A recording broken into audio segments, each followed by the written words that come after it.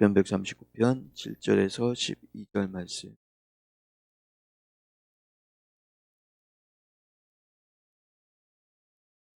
영록하겠습니다. 내가 주의 영을 떠나 어디로 가며 주의 앞에서 어디로 피하리이까? 내가 하늘에 올라갈지라도 거기 계시며 수월이 내 자리를 펼지라도 거기 계시니이다. 내가 새벽 날개를 치며 바다 끝에 가서 거주할지라도 거기서도 주의 손이 나를 인도하시며 주의 오른손이 나를 붙드시리이다. 내가 혹시 말하기를 흑암이 반드시 나를 덮고 나를 두른 빛은 밤이 되리라 할지라도 주에게서는 흑암이 숨기지 못하며 밤이 낮과 같이 비추이나니 주에게는 흑암과 빛이 같음이니이다. 아멘. 할렐루야. 주님들과 함께 하시기를 주의 이름으로 축복합니다. 오늘 성경에 보게 되면 우리 하나님은 어디에나 함께 하시고 우리 하나님은 어느 곳에서든지 계시고 존재하시는 하나님이시다. 그래서 이러한 하나님을 우리는 뭐라고 신학적으로 부르느냐 하면 무소부재하신 하나님이다 그래요. 그래서 우리가 하나님을 정의할 때 제일 먼저는 바로 하나님은 전지전능하신 하나님이다 그렇게 하고, 그 다음에 영원하신 하나님이다. 그리고 또 하나님은 무소부재하신 하나님이시다. 그렇게 우리가 정의합니다. 그래서 무소부재라는 말은 계시지 않는 곳이 없고 어느 곳이든지 다 계시는 하나님이시다. 그런 뜻입니다. 오늘 7절에서 8절에 보면 바로 무소부재하신 하나님은 어디든지 다 계시는데요. 내가 주의 영을 떠나 어디로 가며 주의 앞에서 어디로 피하리까? 내가 하늘에 올라갈지라도 거기 계시며 서울에 내 자리를 펼지라도 거기 계시니이다. 그랬어요. 여기 보면 내가 주의 영은 바로 성령님을 말씀하시죠. 그래서 성령님을 떠나서 어디에 가며 또 주의 앞에서 어디로 피하겠습니까? 하늘에 올라가도 거기도 하나님은 계시고, 그 다음에 내가 서울이라는 곳은 지옥을 말합니다. 그래서 정확한 우리가 우리말로 번역을 하면 엄부라고 번역을 합니다. 그런데 엄부는 지옥을 말해요. 그래서 지옥에 내 자리를 펼지라도 거기 계십니다. 그렇죠.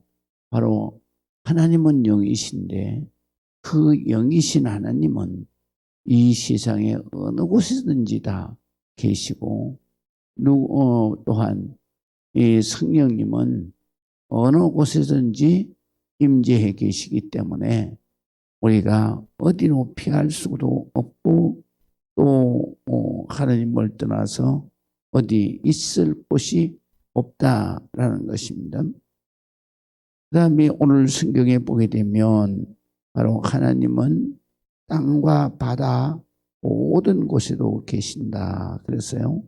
그래서 오늘 9절과 10절에 보면 내가 새벽 날개를 치며 바다 끝에 가서 거주할지라도 거기서도 주의 손이 나를 인도하시며 주의 오른손이 나를 붙드시리라 그랬습니다.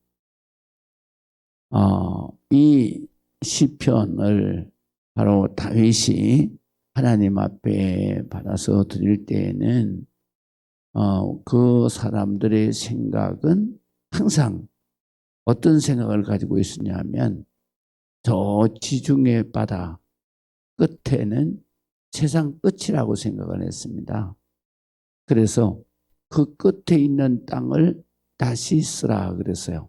다시스라는 것은 지금의 스페인, 포르투갈 그곳이 바로 다시스인데 그곳을 우리 성경에 보면 사도행전에도 땅끝 그러면 바로 다시스를 말하는 거예요. 그런데 그래서 여기서 바다 끝이라 하는 것은 이 세상 끝을 말하고요. 그래서 오늘 성경에 보면 새벽 날개를 치며 바다 끝에 가서 거주할지라도 그랬는데 바다 끝은 이 세상 끝을 말해요. 거기 있다 할지라도 하나님은 거기 계신다 그랬어요. 그래서 여기 보면 새벽 날개를 치며라고 했는데 새벽 날개는 이 히브리 말로는 무슨 뜻이냐면 우리가 이제 번역을 이렇게밖에는 못했어요. 그런데 시적 표현이기 때문에.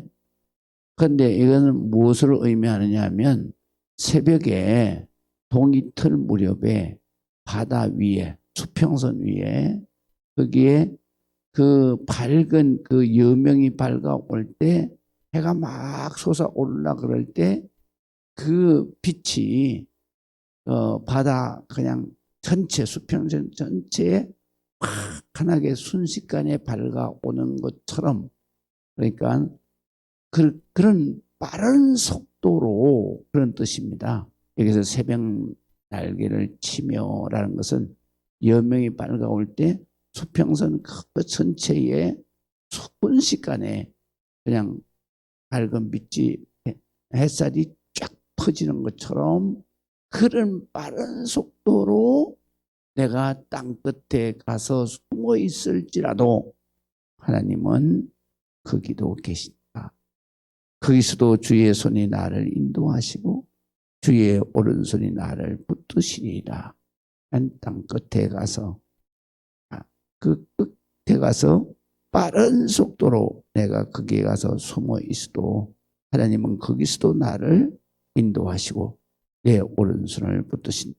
그러니까 하나님은 항상 우리는 무서워서 하나님을 피해 도망가지만 그러나 하나님은 바로 그곳에서도 우리를 심판하시기 위해서 거기까지 쫓아오시는 게 아니라 바로 우리를 인도하시고 붙드시기 위해서 그래서 하나님께서 땅끝까지 우리가 바닥까지 도망을 가도 주님은 거기까지 오셔서 거기에서도 우리를 인도하시고 그리고 우리를 붙들어 주신다.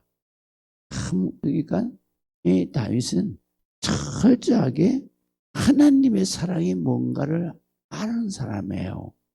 그리고 하나님의 사랑을 그는 또 알기만 한 게 아니라 확실히 믿은 사람이에요. 그렇게 왜 확실히 믿었는가? 그는 전쟁에 그 당시에 전쟁에 나가면요. 선봉장으로 나가면 그는 죽음입니다. 막바로. 왜냐하면 선봉장은 맨 앞에서 칼을 들고 그리고 원수와 적과 막닥뜨리는 그런 사람이에요. 그런데 아무리 장수라도 전쟁에서 매번 선봉장이 되면은 죽습니다.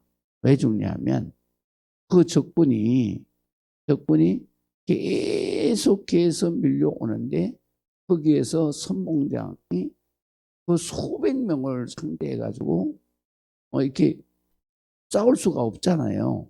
독불장군 없다고. 그런데 다윗은 사울 왕이 전쟁터에 나가서 죽으라고 그래가지고 다윗이 전쟁이 일어나면 무조건 선봉장으로 내세우는 거예요. 그러니까 다윗은 매번 전쟁터에서 죽음이 바로 눈앞에 있는 거예요. 왜 자기가 한 명을 상대하는 게 아니라 바로 수백 명을 상대해서 그래서 싸워야 되는 거예요.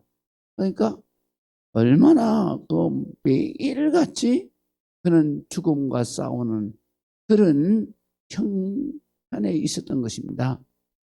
그러니까 그런 가운데서도 그 엄청난 그 전쟁 가운데서 자기가 살아남은 거예요. 그래서 다윗의 시편에는 항상 등장하는 게 뭐냐면 죽음이 등장해요. 그래서 시편 23편에도 죽음이 등장하잖아요. 내가 사망의 엄침한 골짜기를 다닐지라도 해를 두려워하지 않을 것은 주께서 나와 함께 하심이라 주의 지팡이와 막대한 나를 안위하시나이다. 그러잖아요. 그 다음에 그러니까 다윗의 모든 찬송에는 보면은 자기가 항상 죽음 앞에 거기에 자기가 노출되어 있는, 그렇게 매일같이 죽음 앞에 사망의 골짜기를 그렇게 다닐지라도 자기가 정말 하나님이 보호해 주셔서 안 죽고 승리하고, 그리고 하나님이 지켜주셔서 축복의 자기의 삶이, 그래서 왕의 자리에 오르기까지 하나님이 축복해 주셨다. 그런 믿음의 사람입니다. 그래서 오늘 성경에 보면 내가 하나님 앞에 그렇게 땅 끝에까지 갈지라도 하나님은 우리를 지키시고 인도하시고 붙들어 주신다라는 것입니다. 그 다음에 오늘 성경에 보면 마지막에도 하나님은 빛 가운데만 계시는 하나님이신 줄 아는데 그렇지 않다. 바로 흑암 속에서도 주님은 역사하시는 분이시다. 그러니까 우리가 천군 천사만 하나님이 다스리시는 것 같잖아요. 아니에요. 하나님은요, 사탄 마귀도 다스리시는 하나님. 그렇기 때문에 오늘 성경에는 이렇게 말씀을 하십니다. 오늘 성경 우리가 보면 바로 내가 혹시 말하기를 흑암이 반드시 나를 덮고 나를 두른 빛은 밤이 되리라 할지라도 주께서는 흑암이 숨기지 못하며 밤이 낮과 같이 비추이나니 주에게는 흑암과 빛이 같습니다. 그랬어요. 여기에 보면 흑암과 빛이 같다라는 얘기는 하나님 앞에는 빛의 세계든 흑암의 세계든 하나님의 주권 안에 있다, 이런 말인 것입니다. 그렇기 때문에 사탄 마귀도 하나님 앞에는 마지막에 다 심판을 받잖아요. 하나님이 어떻게 해요? 사탄 마귀를 바로 무저갱, 그것도 무저갱도 역시 엄부를 말해요. 그래서 무저갱에다가 갖다 잡아서 가둬버리잖아요. 그래서 보면 1000년을 가둔다 그랬는데요. 이건 1000년 동안 가둔다는 얘기가 아니에요. 영원이라는 얘기예요. 영원이라. 우리 요한계시록에 보면 1000년 왕국 이렇게 우리가 하잖아요. 요한계시록은 특별히 숫자에 의미를 준 숫자이기 때문에 그거를 그 문자 그대로 그 숫자만 생각하면 그게 잘못된 거예요. 그런데 이단들은 항상 그 숫자를 그 숫자 그 수량만큼만 생각을 하는 거예요. 그래서 다 이단이 되는 거예요. 그런데 우리가 이 요한계시록에 보게 되면 사탄 마귀를 전부 잡아서 무저갱에다가 얼마나 가든 1000년을 가둔다 그러잖아요. 그리고 이 지상에는 뭐가 펼쳐진 1000년 왕국이 펼쳐진다 그러잖아요. 그런데 천이라고 하는 것은 바로 영원하다는 거예요. 셀 수 없다는 뜻이에요. 그렇기 때문에 이 다윗 당시에도 바로 이스라엘 백성들이 부른 그 노래가 있어요. 그것 때문에 사울 왕이 다윗을 죽이려 한 거거든요. 그 전쟁에서 승리하고 돌아오는 다윗을 향해서 그 이스라엘 백성들이 칭송하는 노래가 있었어요. 그게 뭐냐면 사울은 천천히요 다윗은 만만이라. 그러니까 사울왕이 가만히 들으니까 자기는 천인데 다윗은 만만이라 그래. 그러니까 다윗의 인기가 나보다 훨씬 크구나.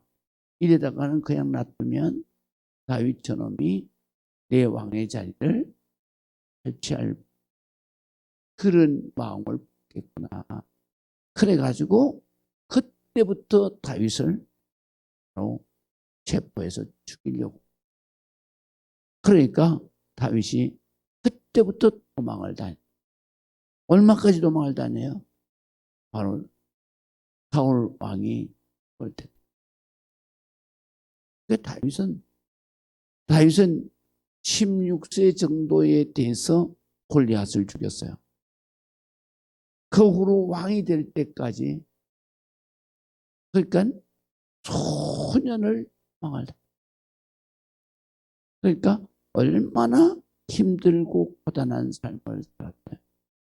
그러니까 그렇게 살았는데 다윗은 그 고난의 삶을 통해서 자기의 믿음이 하나님이 기뻐하시는 하나님의 마음과 똑같은 그런 믿음이 그래서 우리가 항상 고난 속에서 내 믿음이 성장하고 고난 속에서 나의 축복의 그릇이 준비되고 고난 속에서 내가 바로 축복을 하는 통로가 열려. 그렇기 때문에 우리가 고난이 오는 것은 항상 하나님이 너를 내가 축복의 그릇으로 연단하고 계신다라는 것을 우리에게 알려주시다. 그렇기 때문에 우리가 고난이 올 때, 정말 감당하기 어려울 때, 그럴 때 우리는 절대로 낙심하면 안 돼요. 하나님이 그때는 내 아주 가까이 계셔서 나를 붙드시고 나를 축복의 그릇으로 만드시는. 그거 만드는 게 뭐냐? 주님 손에 붙들려 있다는. 그래서 주님이 가까이 계시. 그리고 내가 주님 손에 붙들려서 정말로 믿음의 금그릇으로 만들어진다는 사실을 여러분들이 믿으시기 바랍니다. 그래서 성경은 불로 연단함이 정금같이 나오다. 할렐루야. 그래서 고난을 잘 이겨내시기를 바랍니다. 기도하시겠습니다. 하나님 아버지 은혜를 감사합니다. 언제 어디서나 주님은 살아계십니다.